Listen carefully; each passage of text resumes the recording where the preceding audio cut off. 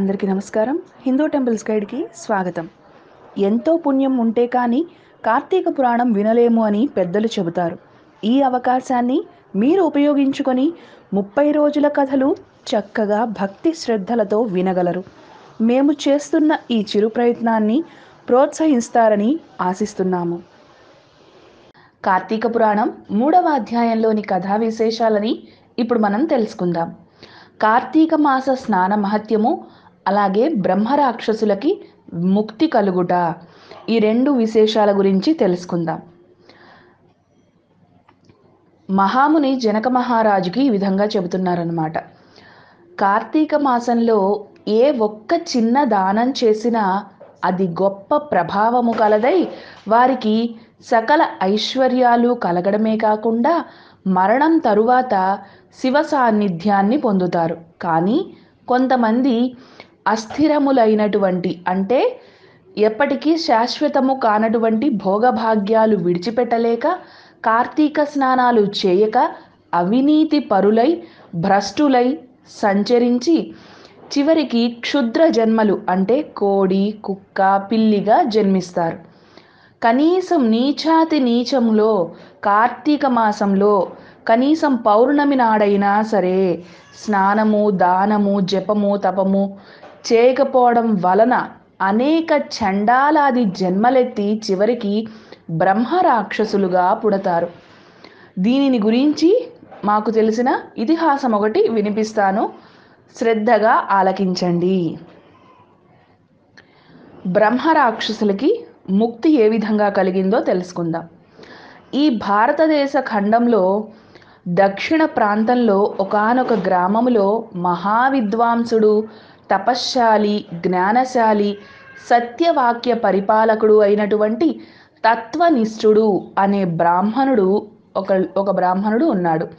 ఒకనాడు ఆ బ్రాహ్మణుడికి తీర్థయాత్ర చేయాలనిపించి అఖండ గోదావరికి బయలుదేరాడు.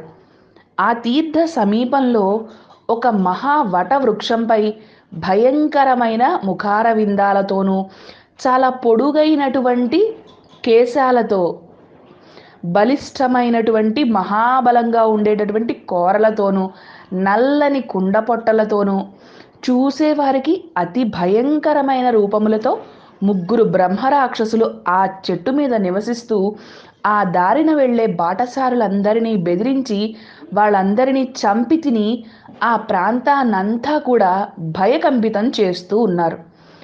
ఇక తీర్థయాత్రకై బయలుదేరి అఖండ గోదావరి పుణ్యక్షేత్రమున పితృదేవతలకు పిండ ప్రదానం చేద్దాము అని వెళుతున్న ఈ విప్రుడు ఆ వృక్షం దగ్గరికి చేరుకోగానే యథాప్రకారము ఆ బ్రహ్మరాక్షసులు కిందకి దిగి అతన్ని చంపేద్దాము అని అనుకునే సమయంలో పాపం ఆ బ్రాహ్మణుడు భయంగా వణికిపోతూ ఆ భయంకర రూపాలని చూసి గజ గజ గజ వణికిపోతూ ఏం చేయాలో తోచక నారాయణ స్తోత్రాన్ని పెద్దగా చదవటం మొదలుపెట్టాడు.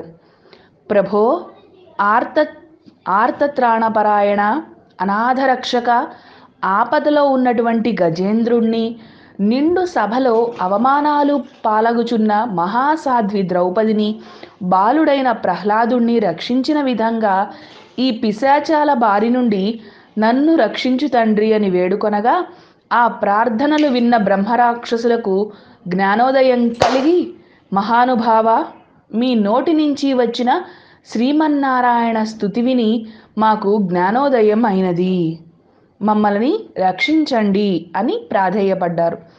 వారి మాటలకి ఆ విప్రుడు కొంచెం ధైర్యం తెచ్చుకొని, ఎవరండి మీరు, ఎందుకు ఈ రాక్షస రూపాలు వచ్చాయి మీకు, అసలు మీ కథ ఏంటి తెలపండి అని అడగ్గా అప్పుడు వాళ్ళు, ఓ విప్రపుంగవ, మీరు గురు పూజ్యులు, ధర్మాత్ములు, వ్రతనిష్టాపరులు, మీ దర్శన భాగ్యం వలన మాకు పూర్వజన్మంలో ఉన్నటువంటి జ్ఞానం కలిగింది, ఇక నుండి మీకు మా వల్ల ఏ ఆపద కలుగదు అని అభయమిచ్చి అందులో ఉన్న బ్రహ్మరాక్షసుడు, వాళ్ళలో ఒక బ్రహ్మరాక్షసుడు తన కథని చెప్తూ ఉన్నాడు. ఏం చెప్తున్నాడంటే, నాది ద్రావిడ దేశము, నేనొక బ్రాహ్మణుణ్ణి, నేను మహాపండితుడని అని గర్వము కలవాడినై ఉండేవాడిని. న్యాయ అన్యాయ విచక్షణలు మాని పశువులాగా ప్రవర్తించాను. బాటసారుల వద్ద, అమాయకపు గ్రామస్తుల వద్ద దౌర్జన్యంగా ధనం లాక్కునేవాడిని. దుర్వ్యసనాలతో భార్యాపుత్రులని సుఖపెట్టకుండా పండితులని అవమానపరుస్తూ లబ్ధుడినై లోకమంతా కూడా ఇలా పీడిస్తూ ఉండేవాడిని. ఇలా గడుస్తూ ఉండగా ఒకానొక రోజు ఒక పండితుడు కార్తీక మాస వ్రతాన్ని యథావిధిగా ఆచరించి భూత తృప్తి కోసం, అంటే భూతదయ చూపిస్తారు కదా, అలా భూత తృప్తి కోసం బ్రాహ్మణ సమారాధన చేయాలనే ఉద్దేశంతో వాటికి కావలసిన పదార్థాలన్నీ సంపాదించాలి అన్న ఉద్దేశంతో దగ్గరలో ఉన్నటువంటి పట్టణానికి బయలుదేరి తిరుగు ప్రయాణంలో మా ఇంటికి అతిథిగా వచ్చాడు అని ఆ బ్రహ్మరాక్షసుడు చెబుతున్నాడు. ఆ వచ్చిన పండితుణ్ణి నేను దూషించి కొట్టి అతడి దగ్గర ఉన్న ధనము వస్తువులు అన్నీ తీసుకొని ఇంటి నుంచి గెంటి వేశాను. అందుకు ఆ విప్రుడు కోపం వచ్చి, ఒరే నీచుడా, అన్యాక్రాంతముగా డబ్బు కూడబెట్టినది కాక మంచి చెడ్డలు తెలియక తోటి బ్రాహ్మణుడు అనే విషయం కూడా ఆలోచించకుండా కొట్టి తిట్టి నా వస్తు సామాగ్రిని మొత్తాన్ని దోచుకున్నావు. కాబట్టి నువ్వు రాక్షసుడివై నరభక్షకుడిగా నిర్మానుష్య ప్రదేశాలలో ఉందువుగాక అని శపించటం వలన నాకు ఈ రాక్షస రూపం కలిగింది. బ్రహ్మాస్త్రాన్నైనా తప్పించుకోవచ్చేమో కానీ బ్రాహ్మణ శాపాన్ని తప్పించుకోలేము కదా. కాబట్టి నా అపరాధాన్ని క్షమించమని అతనిని ప్రార్థించాను. అందుకు అతడు దయతలచి, సరే, గోదావరి క్షేత్రంలో ఒక వటవృక్షం ఉంది, నువ్వు అక్కడ నివసిస్తూ ఉండు. ఏ బ్రాహ్మణుడైతే కార్తీక వ్రతం ఆచరించి పుణ్యఫలాన్ని సంపాదించి ఉంటాడో ఆ బ్రాహ్మణుడి వలన పునర్జన్మనొందుదువుగాక అని వెళ్ళిపోయాడు.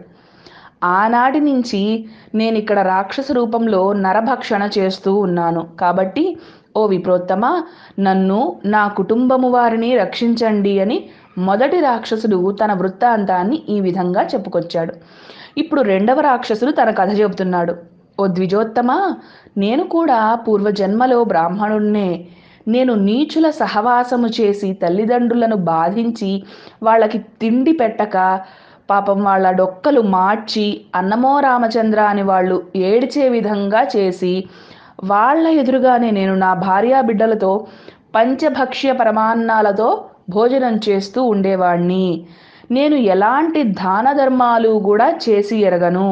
నా బంధువులని కూడా హింసించి వాళ్ళ దగ్గర ఉన్న ధనాన్ని కూడా అపహరించి రాక్షసుడిలాగా ప్రవర్తించాను. కాబట్టి నాకు ఈ రాక్షసత్వం కలిగింది.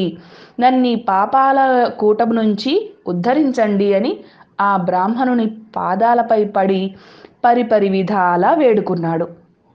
తర్వాత మూడవ రాక్షసుడు కూడా తన కథని ఈ విధంగా చెప్తున్నాడు. మహాశయ, నేను ఒక సంపన్న కుటుంబంలో పుట్టిన బ్రాహ్మణుణ్ణి.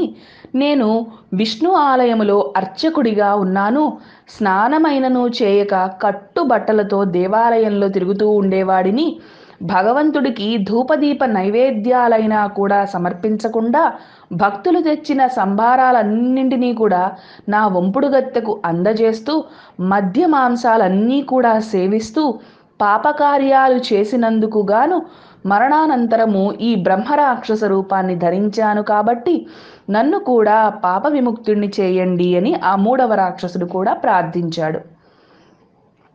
తపోనిష్ఠుడగు ఆ విప్రుడు పిశాచముల దీనాలాపములన్నీ విని, ఓ బ్రహ్మరాక్షసులారా, భయపడకండి.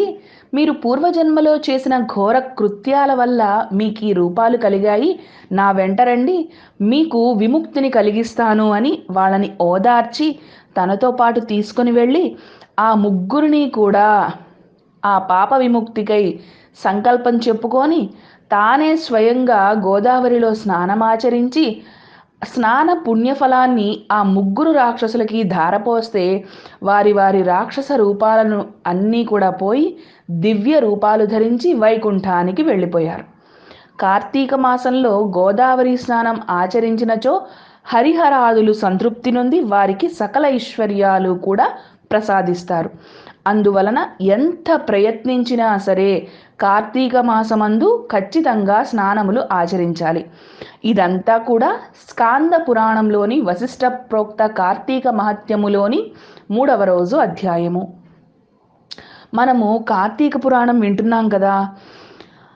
ఏ కథ చూసినా ఒక విప్రకుమారుడు లేదా ఒక బ్రాహ్మణ యువకుడు లేదా ఒక బ్రాహ్మణ స్త్రీ అని అన్ని కథలు బ్రాహ్మణుల మీదే ఉంటున్నాయి కదండి. అంతటి పాపిష్టి వాళ్ళ అన్న ఆలోచన మనకు వస్తుంది. ఎందుకని ఎప్పుడు చూసినా బ్రాహ్మణుల గురించే చెబుతున్నారు అని. అంటే ఇక్కడ మనం అర్థం చేసుకోవాల్సింది వాళ్ళు దుర్మార్గులని కాదు, మనమంతా మంచివాళ్ళము అని కూడా కాదు. అంటే మంచి చెడు వివరం తెలుసుకొని 10 మందికి చెప్పాల్సినటువంటి బ్రాహ్మణులే ఆ విధంగా పాపకర్మలని చేయడం వలన ఇంతటి శిక్షలు అనుభవిస్తున్నారు కదా. కాబట్టి మనము తెలుసుకోవాలి, తెలిసి తెలియని వాళ్ళము మనము. కాబట్టి మనకి పాపాలు ఉంటాయి, అందరం ఒకటే. కర్మ నుంచి ఎవ్వరము తప్పించుకోలేము. ప్రత్యేకించి ఎందుకు ఇలా చెబుతున్నారు అంటే, ఎంతటి జ్ఞానం ఉన్నా, ఎంత చెప్పగలిగే స్థాయిలో ఉన్నా అవన్నీ మనం ఆచరించి చక్కగా చెప్పాలి. మనం ఆచరించకపోతే అది దుష్కర్మ కిందకే వస్తుంది కదా.